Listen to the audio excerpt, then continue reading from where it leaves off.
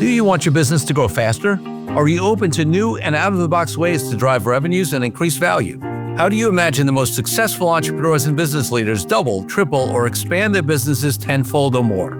The answer is deals.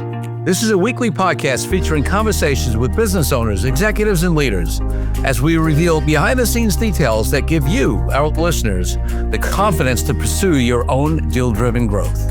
On this show, we discuss a huge variety of deals, everything from large, complex mergers and acquisitions, capital raising, joint ventures, strategic alliances, real estate, affiliate and sponsorship deals, franchising, and more. My name is Corey Kupfer, and I've been supporting deal-driven growth for businesses for over 35 years as a successful entrepreneur, professional negotiator, and attorney. My goal is to help you strategize, plan for, find, and complete deals that will help your company grow faster. Welcome to the Deal Quest podcast. Let's get started. Jodi Hume spent the first 15 years of her career as a hands-on COO of a rapidly growing architecture firm, as they grew from 1 million to 10 million. Since that time, she has been a turnaround CEO and advised hundreds of clients across the globe, including both seasoned and first-time founders of companies ranging from seed stage to $200 million. While Jodi provides on-call decision support to her one-on-one clients, she also facilitates strategic leadership conversations and convenes roundtables for founders and CEOs. She's also, I like this part, you can also find her at the mic as a lead singer of her band. That is something that my wife is talented at, but I have absolutely no talent, the Wafflers. And if you ask nicely, she might tell you about the time that she won first place in a truck pull. Wow. Okay. Well, maybe we will get there. But my first question is not going to be about the band or the truck pool. What did you want to be when you were young, maybe 8, 10, 12 years old? Because I'm guessing a CEO and, and COO and, everything you do now probably wasn't it back then, but you tell me, did you want to be a CEO? No, it wasn't. Was that the thing?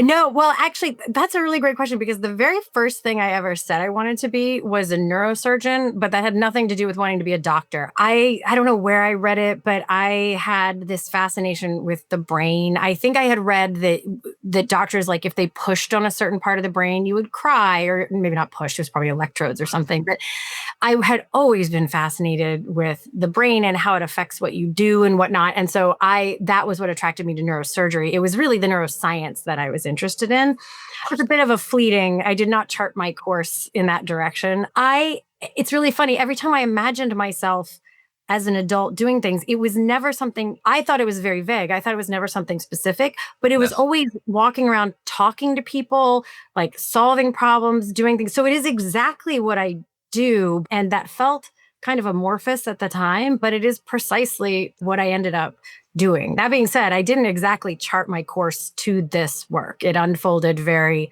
organically and, serendipitously, I would say. Yeah, it's funny because one of the reasons I like starting the podcast with that question is that there have been cases where, but it's very rare. Out of wherever we are now, about 370 episodes, I could probably count on my fingers how many times people said, actually, no, when I was growing up, I did what, so there's that rare case. But for most of us, it's even if I asked that like early career, for a lot of us, it ended up in a very different place. No, I will actually add to that. There is nothing that I get paid to do now that I even knew existed until I was at least 30, maybe like 35. So I couldn't have plugged this into my like internal GPS system if I wanted to, because I didn't even know these were things. So all right, my second question is always, what was your first deal of any type? It could have been something early in your career or maybe when you were younger, anything you consider a deal. Well, the first thing that comes to mind is actually my first dabbling in a deal was when our architecture firm was potentially going to be sold. And it's also one of the examples I give of great leadership because at that point, I was either an associate or a senior associate, and our leadership, the 4 principals, were extremely good at pulling us in on conversations that they did not need our input on.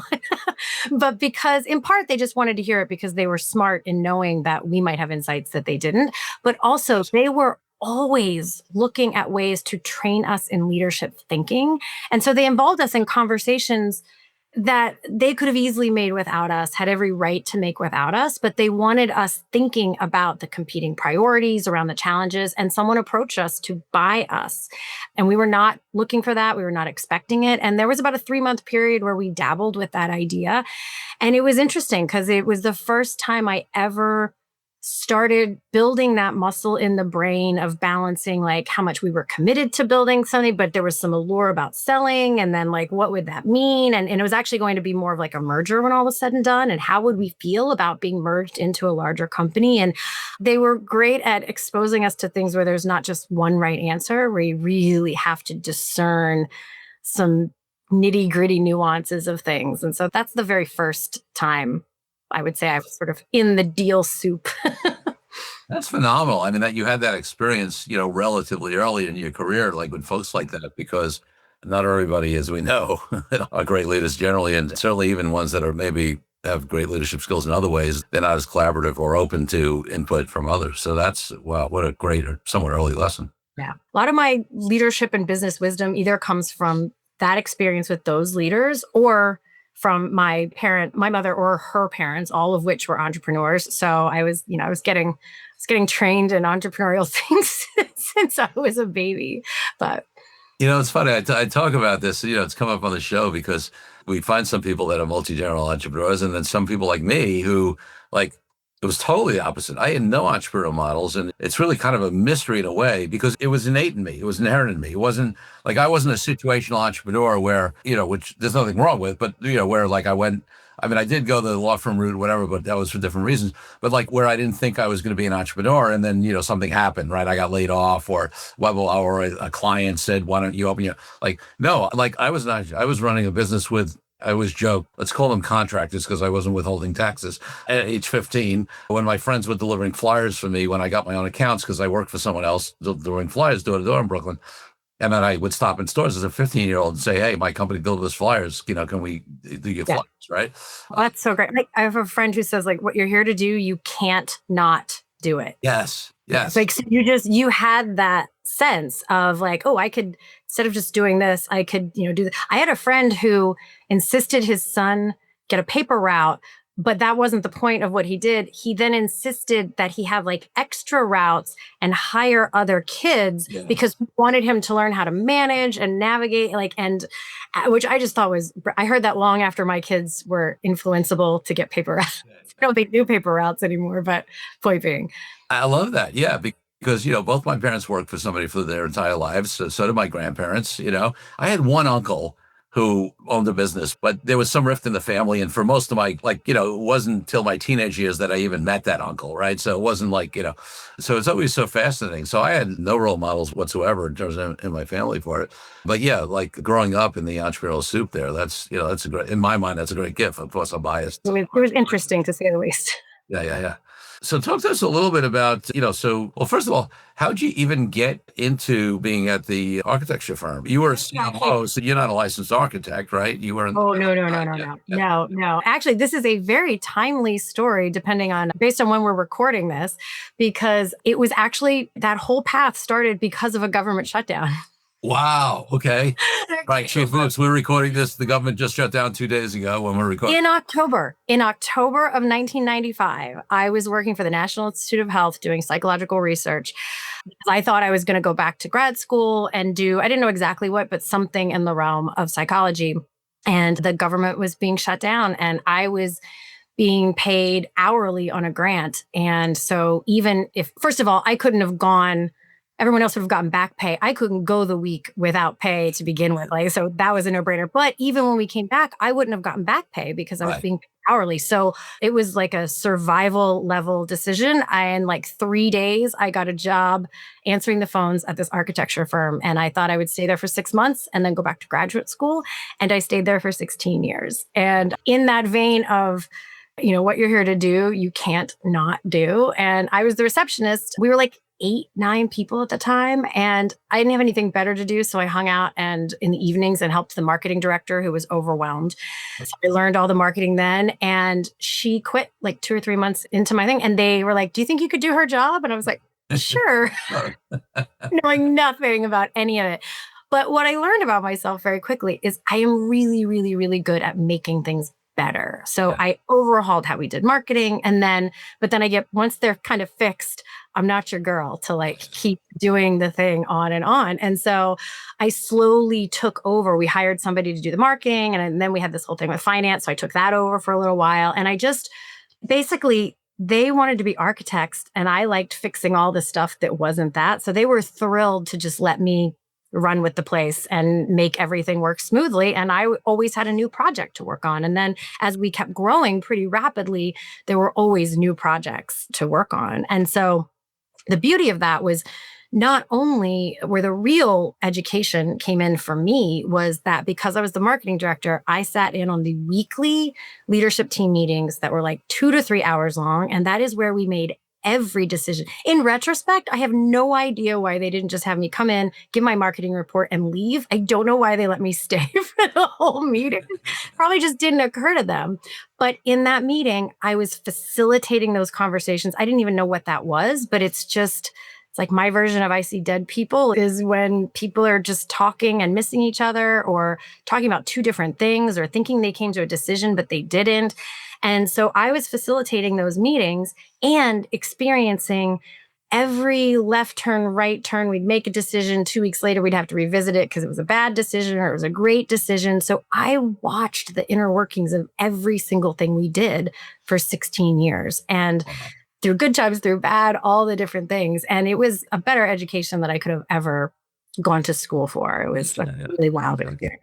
Yeah, it's funny. I'm sitting there thinking that it's like no mystery how you came to, I mean, we haven't talked about the journey, but just those are the things you shared, how you came to being a turnaround CEO, why you love it. I mean, between the experience you had and having that all exposure, but also your comment about how when once you fix it and get it all in systems, but whatever, and it's running well, it's like you're not interested anymore, right? Because I mean, there's a difference between doing that and then sort of maintenance, right? Yeah. So My as a brain, turnaround CEO, you don't have to do the maintenance, right? You come out and you get it going, and then I'm sure you put the people get in place, and then they run. Someone else run it. Yeah, no, exactly. But I also think it's such an important thing to know where your value is. I mean, especially as a founder, if you are running a company, being super, super clear on the stuff that only you can do, and then letting everybody else do everything else. The more you can get off your plate, even if it feels really stupid to have, like I have had someone doing my scheduling for me since I was barely making any money because for whatever reason, I can't explain it. Trying to schedule with other people brings out some part of my brain that no one wants to see. And I complicate it. And I'm like, well, if I'm going to go downtown, I should try and also schedule this other thing. And then I was just like, this is not for me. This is not the highest and best use of my time, which is an architecture term, the highest and best use of something that I have used ongoing. The highest and best use of my neurons is not this. And I felt really silly being like, you're going to have to talk to my scheduling person. Doesn't matter. It doesn't. Listen, you are blowing my mind right now. And any of my regular listeners are doing the same thing because I use that exact term. I don't come from architecture. Highest and best use? Highest and best use. That's what people call it, say special sauce, in your talent. And I have my own definition for it, right? I'm not saying it's, whatever, but like I had no background, like I didn't get it from architecture, right? It's just something, and I talk about it all the time and everything you're talking about. Yeah. I mean, I've had my scheduling, I haven't reviewed my own emails for, 15 years. Okay. Yeah. And when I say like my team reviews them, they handle it, whatever. And then there's like the ones I have to see, they move into a box I can see, right? I will assist them or that. Same thing on the scheduling. And, people have, my regular listeners have heard me talk about this a lot. But so for me, what highest and best use means is, and ideally everybody, but certainly as a founder, as a CEO, as a executive, it's crucial. So one, you should only be doing stuff you're great at, but that's not enough because I used to be great at drafting legal documents, but I haven't done it in forever and I never want to do it again. So the other thing is you got to be passionate about it, right? So something great at, something you're passionate about. And a lot of people stop there. The piece that they're often missing is my third piece, which is it's got to be highly leveraged. It's got to move the needle. It's got to make a difference, right? Because if you're at that level, right, you could do stuff that you're great at and you're passionate about, but it's not making that much of a difference, at the level, so, and then, everything. We'll add one more layer to that. Like Please. Sometimes it's okay to do those things when that factors in purely like as a short-term solution when it's an energy management thing. Like there are times where I go do the bookkeeping because my brain needs something that is very clear. And it's very clear when it's done. I need that satisfaction of now the thing's balanced. Like I don't ever have to do it. I have people who do it, but sometimes I need something really basic and very simple that doesn't have a lot of nuance. And it's almost like therapy for my brain. So that's the one time you can slip back, but it's too easy to fill your time with those things. So absolutely, like on the norm, the leveraging piece is where your focus should be. Yeah, yeah. And I get it. Like, and that self-awareness, like one of the lies, a lot of this is a self-awareness conversation, right? Which is super important. But yeah, no. And I've been preaching this for a long time. And I have entrepreneurs that I mentor and just clients of mine where I mentioned it, where, I'll have them do what I did 15 plus years ago was people hate this part of it because first of all, you got to identify your highest and best use areas, right? And I say there should be 3 to 5 max. That's it. Like can't be more than that. And then what I have people do is that I have them track their, like literally diary their time for an entire week, right? Yeah. Representative week. Okay. What are you spending time on? You spend 12 minutes scrolling on the internet. You write that down. And then only after the fact, I have them go back and look at what percentage of their time is in our highest and best use areas. And my joke is when I first did this exercise for myself, I was very disappointed to find out to believe that I was only 20% of my time in my highest and best use areas. And I joke because it's true. Like in hindsight, it was probably more like 4 or 5% of my time. I was very generous because 20% seems so low. I think I was kind of generous in my, and then and for me, and then I say, okay, you got to figure out everything that's not in your highest best use. You got to systemize it, right? Delegate it to somebody in your organization, outsource it, or hire or whatever, right? And find another way to get it done. And then there's the stuff that just nobody needs to do, right? That's exactly, or eliminate it. That's the eliminate it. Exactly. Stop. So in any case, I don't want to get too further in the road because we talked about it before, but I love, and I'm sure in terms of what you do now, like bringing that concept and conversation to companies and executive teams you work with, The super simplified version for because I have a couple of clients who love that idea, but like they just will not pause because their brains are such like they can't do it to like track it. It's just paying attention to the simple variable of like what gives you energy and what takes energy. It's almost like a P&L statement or a balance sheet or whatever that it's like what is adding and what is subtracting. You have to minimize what drains your energy and maximize what builds it up. And even that's a great place to start. That's a great measure. It's a great measure.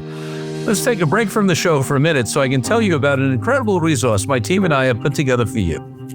Secrets of Deal-Driven Growth, Creative Ways to Grow Your Business Even in Challenging Times, is a powerful ebook that helps you take DealQuest podcast episodes and apply them to your own life and business. This is the ideal tool for anyone looking for creative ways to grow as deal makers, and you can get yours now. It's as easy as heading to corykupfer.com/workbook and downloading your copy. While you're there, you can also consider joining our dynamic deal-driven community of founders, experts, small business owners, and entrepreneurs. Now back to the show. So let's talk a little bit about, the deal, the stuff and deal experience, right? And maybe, so far we've heard about at least part of your journey at the architecture firm. Was there some deal, and you talked about this potential deal, which I gather the way you said it didn't end up, right? They ended up doing that merger, right? So maybe we start there, and then were there any other deals that happened, at that firm? Like, what was the analysis that had them choose not to do it, and what was interesting? What did you learn from that? And maybe even you were in those conversations, maybe contribute to. Yeah, I mean, I will say that was not a pivotal foundational thing for me. It was a relatively quick. Got it. It just simply didn't make sense. There's not a lot more to say. It just didn't make sense, and we just weren't interested. We were really deeply connected to what we were building, and we were on a roll. I mean, that is one piece that I have looked back on is just because someone wants you doesn't mean you should give the thing up. If someone knocked on my door right now to want to sell my house, I guess if they wanted to give me $10 billion, I might not put a lot of thought into it. But, I'm like, actually, I like it here. I don't want to leave. And so just that is one thing, like assuming exiting is always a good thing. It like just isn't like, what do you want for yourself? Which going forward, I didn't like map out a path to be involved in the deal world. It happened. In fact, it took me a little while to even notice that I was building an expertise in it because it happened. There were clients that I were already working with for a long term. Most of my clients stick around for a really long time. And so they were people that I had been working with for years, either just with the CEO, often with the entire leadership team. And so when that acquisition or merger, and it went both ways. Sometimes they were acquiring someone else. Often they were going to be acquired. That came in the middle of us already working together. So that happened 3 or 4 or 5 or 6 or 7 times. And then about the 8th or 9th time, I was like, oh, right. I actually know a little bit of organically, I'm a deal expert now, right? Well, that was what's funny. That's when I started noticing that I had guidance. I mean, it sounds so funny, but you don't always notice what's like right on the tip of your nose is all of a sudden, instead of my brain being in this like learning mode, I mean, I'll be entirely honest. The very first couple of times I heard the expression M&A, I just sort of made a little note in my mind to like look that up. And I looked up M-N-A. I thought they were saying M, the 3 letters. That's funny. That's how you learn, right?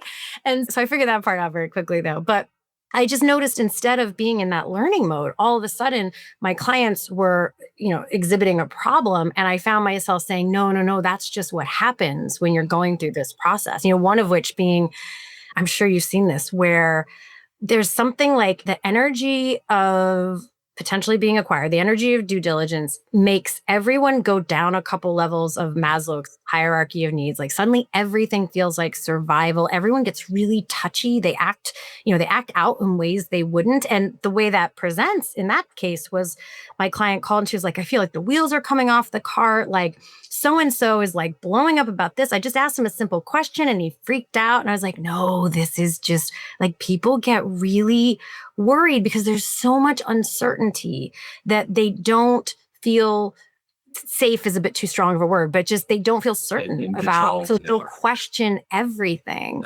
And, I got called in as a consultant one time I didn't realize that there was an acquisition brewing and I was supposed to interview all of these leaders. They wanted to do like a culture thing. And people were treating me so weirdly in the interviews. And so I went back to the leadership and I was like, something's off. And then I found out that they were potentially being acquired. And all of those people thought I was coming in to decide who stays and who goes. Right. Which is not what I was there for. But so I noticed that I was shifting to being able to kind of orient people. There's a poem that says something like, if you're lost in the forest, the trees know where you are. And all of a sudden, I was more like the trees and less being lost with them in the forest. And that's where it all began. So, wow, I love that. Yeah, it's really interesting, this conversation of uncertainty. And, one of the things that I explain to my clients, let's say on the sell side, right, is that here's what's going to happen, especially on larger deals, but it happens, in a different version on small ones. But so whether it's the CEO or the corporate development person, whoever greenlights the deal, right? Mm-hmm. Depending on the size of the level, they're going to say, yeah, let's do this. It looks like a good deal, right? And they're going to do, very high level due diligence in terms of maybe they know your company or they're going to look at high level financials, whatever. But then the due diligence team is going to come in, whether it's the lawyers, the accountants, the internal people, the tech people, the HR people, whatever, right? And what I always say to my clients on the sell side is you got to understand, this person greenlit the deal. These other people, right? They have much more downside if the deal goes through and they miss something than if the deal does not go through, right? Because if the deal doesn't go through, it doesn't go through. I'm not saying that, the CEO doesn't want to, but like in terms of their little thing, like to make sure the tech stack or make sure that the rights are there on the legal side or make sure there's nothing that they don't know on the financial, side. If the deal goes forward and it turns out that they missed something, they're the ones in trouble. They're the ones whose job are on the line. So they come in trying to find problems. That's their job, right?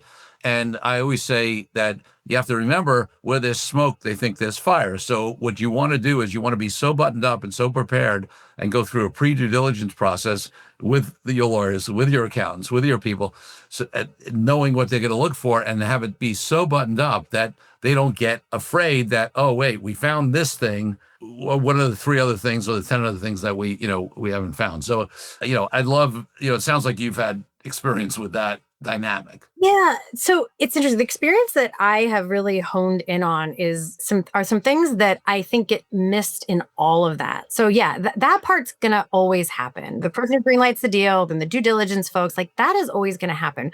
Where I have my focus is probably two things, but I'm making that list in my head right now. So I might add a thing in a second. But one of them is like the energy management of the person going through that, because it is exhausting dealing with all of that stuff, dealing with all the requests for information, especially if it's stuff that you've already sent them in a different format and you kind of want to scream. You're like, I already sent you that.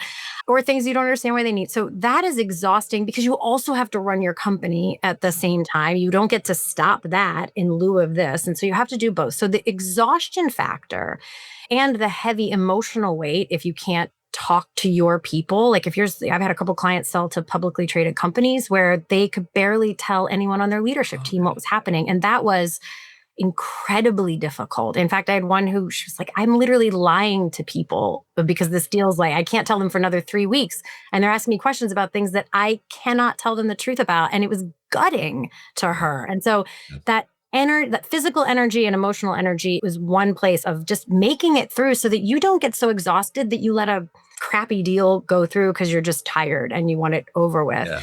Or you let your company go down because that all you're focused on is the deal, because that happens. Yeah. Or you let things go because you just assume deals fall through hours before they're supposed to close. Like you cannot just abdicate on all the things that your company needs to be focusing on.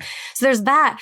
But there's also this other thing that, I don't think of it this way, although I guess maybe I do, but it's kind of regret management. So is being really clear on why you're selling and what you want to get out of it. And yes, of course, that means money, but that is not what people have regrets over. I have yet to see someone have a regret that they didn't get another 20 grand or whatever it is.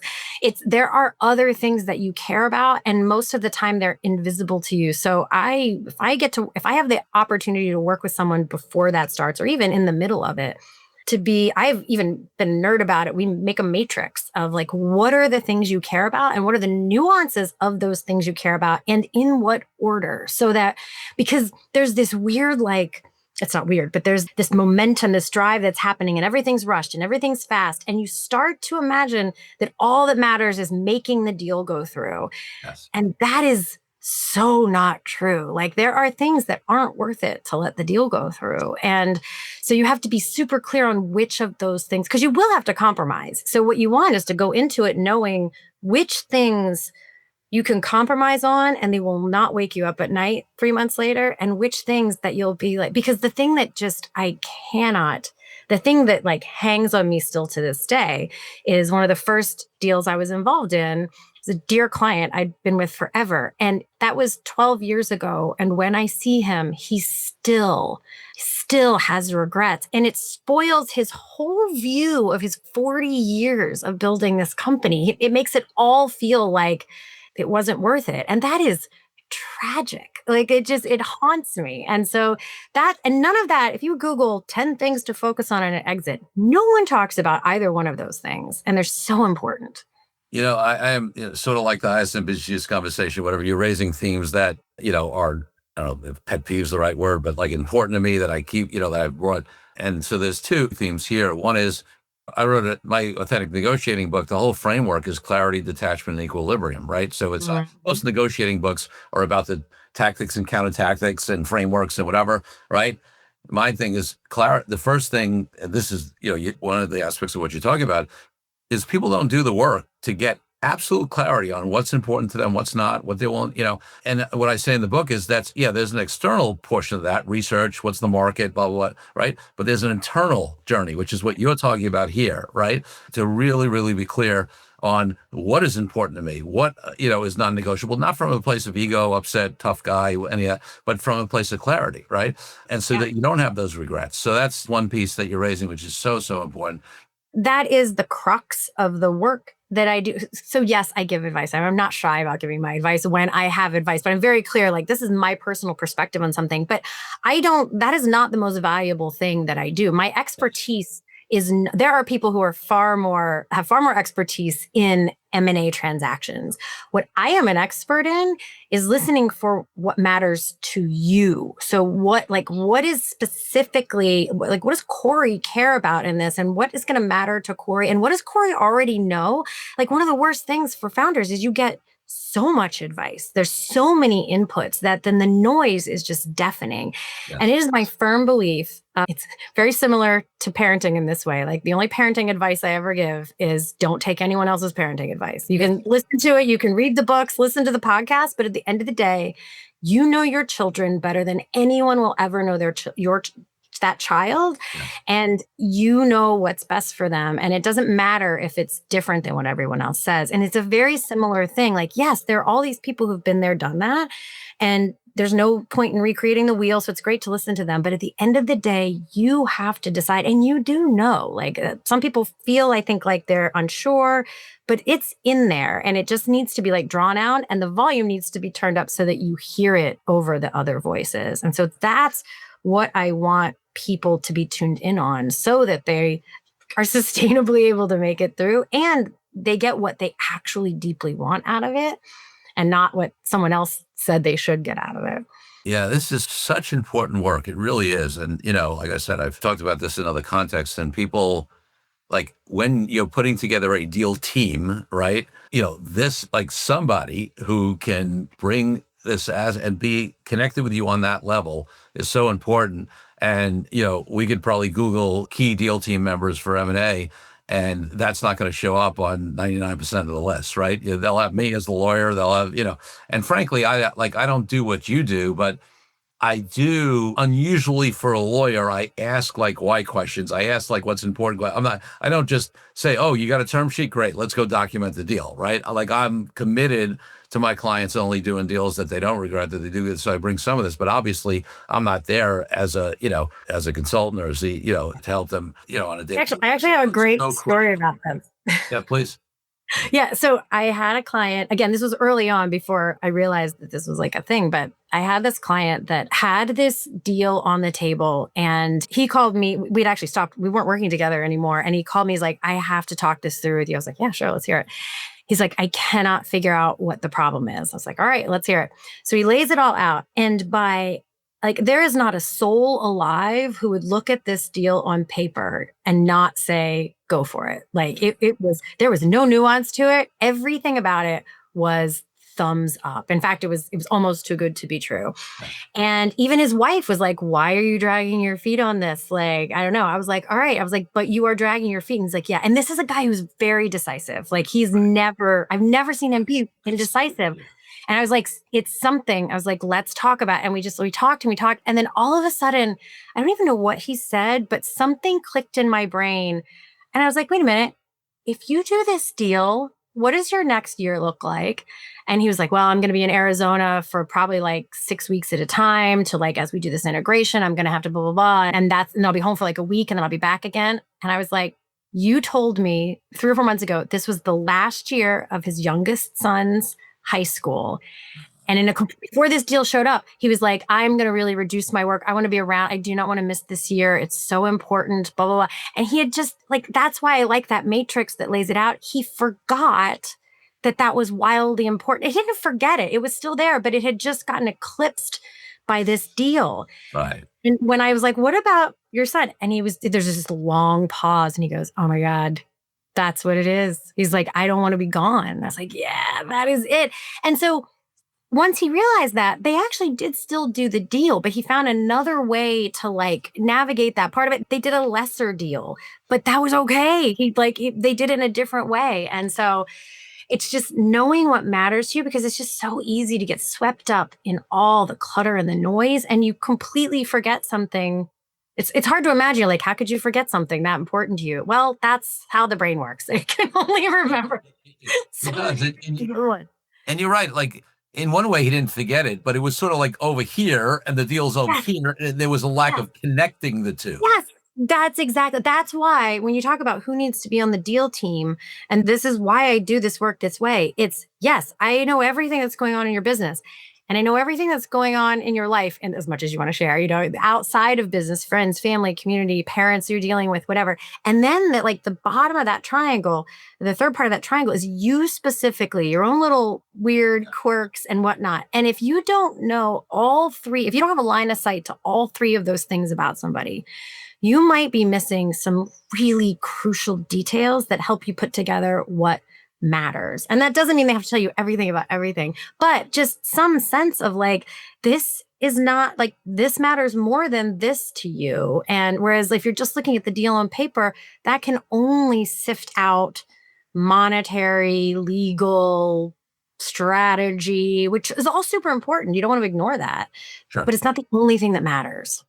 I love this because it's, sort of like when we were talking about ISM best use and framework or whatever, and you said, okay, well, an easy, like a easy access point of that is what gives you energy and what drains you, right? Like here, I believe, yes, I have frameworks and teachings that I do in my book on how to help people get clear and make sure they're doing the right deal. But what I would say to people is, listen, if you feel this is a perfect example of this, where you can't identify it, but something's not lining up, something's having you hesitate, something's off, you get that feeling in your gut, in your stomach, whatever it is, right? Even if you can't identify it, you got to trust it. I'm a big believer that truth doesn't lie up here in the brain. The brain's a tool, right? The mind is a tool. It's a very useful tool in a lot of situations, but you feel when something's not right in your body, and you got to trust that, right? And hopefully, I'm not saying you gave a great example. Some version of that deal ended up going through, right? It didn't kill the deal. But if you move forward without identifying what's going on there, usually you're going to regret it. And if you do identify, if you do the work to identify what's going on there, then maybe it'll cause you not to do the deal. And you know what? If that's the case, then that's what should happen. Or maybe it'll cause you to reevaluate or restructure, or maybe restructure the timing. Like in this case, it didn't happen. But the first thing I was thinking of, okay, well, maybe they waited a year and did the deal, right? Because that could have been another possibility if that was identified the concern, the last year of high school, okay, when that's done, we'll do the deal a year later. So that would have been another possibility. And that was the reason they found a way to make the deal work, was because he was very clear and transparent that could not be a variable. He was like, if we want to do this deal, it has to go in a way that doesn't require this. And because he was incredibly clear, he was willing to let the deal not go through because for him, that was a non-negotiable. And because of that, everyone got real creative about how to make it work. And had they not, he was like, there will be others. The parallels to dating are just so thick. It's everyone you don't have to stretch your brain to know that just sort of getting hyper focused on I have to make it to the altar and get married with this person. And no matter what, I'm going to make it work. That is a terrible strategy and philosophy. Any kind of scarcity or desperation, that ability to, it's one of the other things I talk about in the book, that's the detachment piece. The best negotiators are detached to the outcome. Doesn't mean they don't have a preference. If they're negotiating a deal, you have a preference, you get it done, or else why are you wasting your time? But ultimately, the best negotiators are equally good if the deal goes or it doesn't go, because it either meets their objectives or it doesn't. And one of the things that's very different is that a lot of people talk about you got to be able to walk away from the deal. But most people walk away from a deal from anger, upset, judgment, whatever. No, that's not the conversation. If you walk away from a deal from a place of clarity, right? And it's not that Jodi's a jerk or whatever, if we're negotiating a deal, it's just that Jodi's objectives right now and my objectives right now don't meet. And I'm trusting it's not right for us to do a deal. I'm trusting that maybe some other deal will come along. Maybe it'll come back at a different time. So that those aspects are, it really does align. And you're right. It's the same thing as dating. If you trust you'll meet the right person at the right time, it's going to be a very different experience dating than, than if you're desperate. For sure. And there is a flip side to that awareness that I also don't think gets addressed very often, which is, most conversations about deals are always about maximizing them and getting the best deal. And there is a darker side to, not darker side, but to being a founder, where I have been connected with folks who there comes a time where if they are a level of exhausted, and I don't just mean tired and need a nap or a vacation, but if they are just done, and they don't really, there comes a point where you have to do some sort of deal. But what happens is a lot of people will start chirping in your ear, well, oh, if you could just like, take a year or two and get to this level, then you could sell for like blah, blah, blah, blah. I'm like, right. Yeah, I know. But this human, this particular CEO doesn't have it in them. Like they could spend another year or two in the business, but I guarantee you the business will be worth less than it is now because they don't have it in them anymore. They are depleted or just bored or whatever the circumstances are. So there's a transparency and an honesty and more like a recalibration of what a good deal is like sometimes it's being really honest about what you have left to give and contribute to it again. And that doesn't get talked. A lot of times I think that's looked at as a failure, but I do not see it that way. It's definitely one of the harder decisions, but. Yeah. I mean, listen, we don't live in a society that spends a lot of time in, except in certain subsets, some of which I spend time in, where people really talk about, what is error and truth and how do we align to that? And especially how do we apply that to business, right? And one of the things that I have often said is, there's so many external pressures or assumptions or things in the entrepreneurial world, like you have to scale. I've talked about, well, no, you don't have to, you don't. Yeah, we do a whole other episode on that one. Yeah, exactly. You have to build to exit. Well, no, you don't. I mean, there are good reasons to potentially, right? Yeah. There's nothing wrong with it, but is that what you want? Yeah. But like, why, what I say to people, and I've said this directly to folks, and because it's a question I've asked myself for decades, right? It's like, why did you become an entrepreneur, and want to have your own thing if you're not going to have it create the life you want? I've reframed the concept of the lifestyle business, right? Lifestyle business is sort of a diss in the entrepreneurial world. I think every business should be a lifestyle business. Now, if that lifestyle is that you want to build you truly want to build the next unicorn and you're going to raise, multiple rounds of capital and whatever, and that's what really is your calling. Okay, great. Then that's the lifestyle you want, right? It's still, for me, a lifestyle business. Like, why are we starting our own businesses unless we're going to create the life we want from it?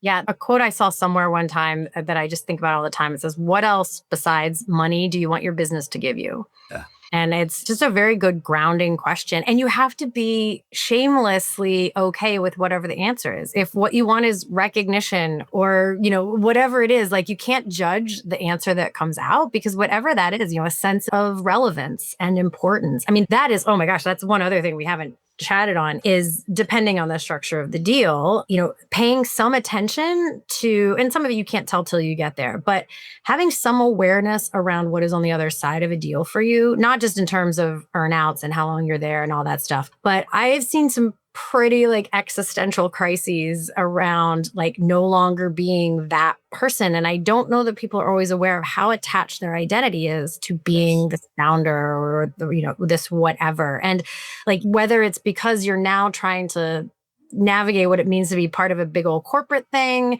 or because you get over there and everything they said they'd do with your product doesn't happen and they just shelve it or cut it up into pieces and you're devastated, or you're not involved with it at all and you're just aimlessly sitting around with a bunch of money, ideally. But I will tell you right now, that is not you don't have to feel super, super, super bad for people sitting around with nothing to do and a lot of money. But I will tell you, it is its own special kind of hell to not have constraints on you. No. Listen, we're coming towards the end of our time here, so we won't go into it in depth. We've covered a lot. Like, listeners, I've been talking about this concept of post-exit depression. And, for some people it's light and they're a little lost. Some people it gets serious, even for folks who have life-changing or generational-changing money. So I actually do have compassion for folks because I know that money's not the only answer. And even if they have more money than they and their great-grandkids could ever spend, doesn't mean they're happy. And some of them really go into a depression. And this identity piece, right? Who am I now that I don't have my company or this? And some of the things you talked about before and sort of getting clear what's important, objectives, whatever, includes afterwards. Like, what are you going to, what is the reason you're doing this? So, I mean, that's another whole rabbit hole. We can spend an hour talking about that. And I have. And I've actually, I ran the Deals Conference for Entrepreneurs Organization, and I made sure we had a speaker that addressed that. It's important, especially in light of this sort of entrepreneurial thing. You got to exit. Well, he had a stat that up to 85% of people in various ways have some regrets around their exit. They don't all get, there's a percentage of those that get very depressed. But if you think about that, if 85% of the people have some regrets around the deal, Well, I'm not saying you shouldn't do a deal, but you should do a lot more work than those people have done, right? Yeah, because imagine what percentage of that could have been cut down simply by being like razor sharp clear around what would be a regret. And then maybe you could have shaved 10, 20% off that number. That's a substantial difference. Or because a lot more. Yeah. Yes, because exits just get so romanticized. And I think that really causes harm. Yes.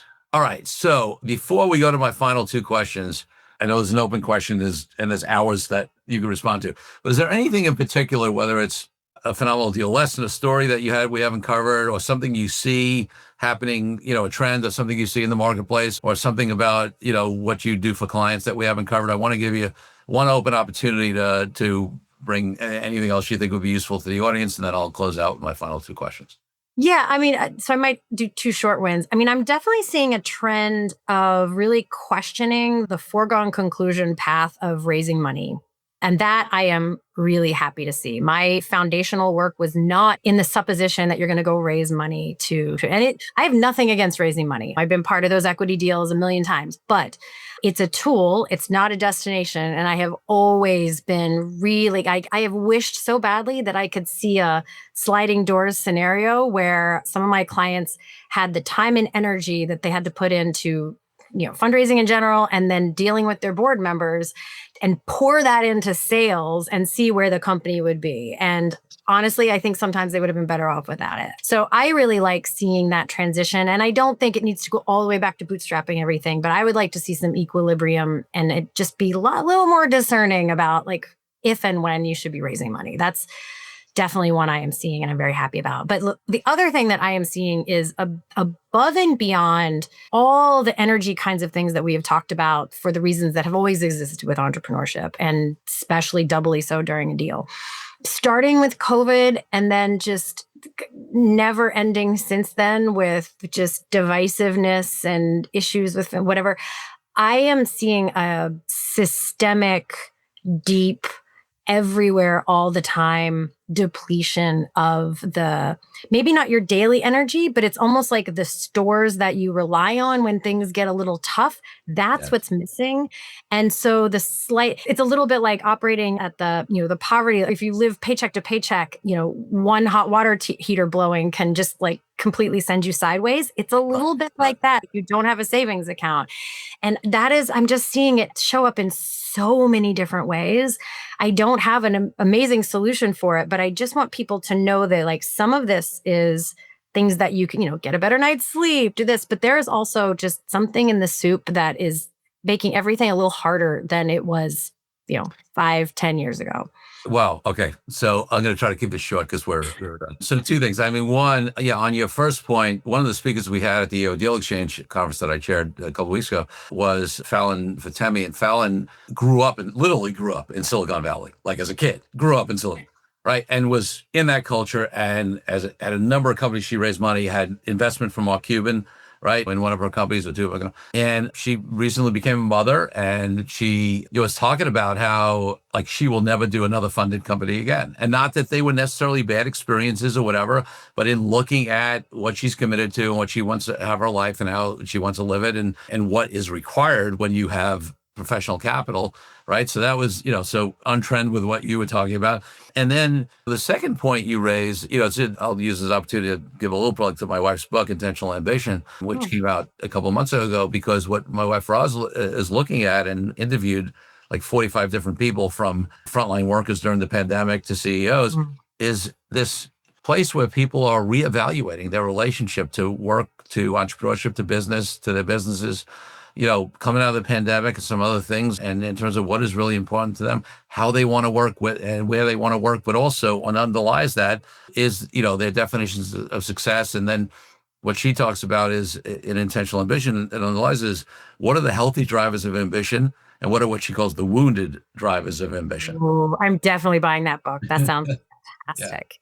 So, and I think, when I could not only imagine, I know, even though we haven't had this specific conversation, that when you are dealing with executive teams and CEOs, right, in some of these deal situations or whatever, that when you're trying to get them to what's really true for them, right? That's going to come up. Is this driving, in Roz's words, is this driver to do this deal or any aspect of it or not to agree to that coming from some wounded, reactionary, unhealthy place? Or is it coming from, a healthy place? Because there's nothing wrong with ambition. It's just, is it being driven from something healthy or something wounded? Right. And so I really like that way of thinking about it. The way I have previously thought about it, like, is that ambition yours? Is it coming up out of you because you want something versus, so I like the sort of like, it could be coming from you, but like the wounded side of you, but that wounded side of you is often because of someone or something else. This like external thing is telling you should want this or you shouldn't or whatever it is. It's like, is this really mine or did it come from somewhere else is what I'm always kind of tuning into. And they sound different. Like when the way people, a lot of the work I do is very intuitively based. Like if you're telling me something and it is coming up out of you as a natural desire, like I'll sometimes get cold chills or like it just like it feels different. But if you're yapping about it because it's just what everyone's supposed to do, it just feels flat and gross. And sometimes I have a hard time paying attention when someone's talking from that place because it's like, wah, wah, wah, wah, wah, wah. Yeah, exactly. Yeah, and a lot of the wounded ambitions are driven, by external factors and people and, No, I'm definitely going to check that out. That sounds wonderful. Great. So, okay, if people want to find out more about you, Jodi, where do they go? So they can either find me on LinkedIn, which is a place I'm spending more and more time these days. Also, you can go to my site at thecore.com and at thecore.com/gift with no S on the end, which I misquoted on a podcast one time.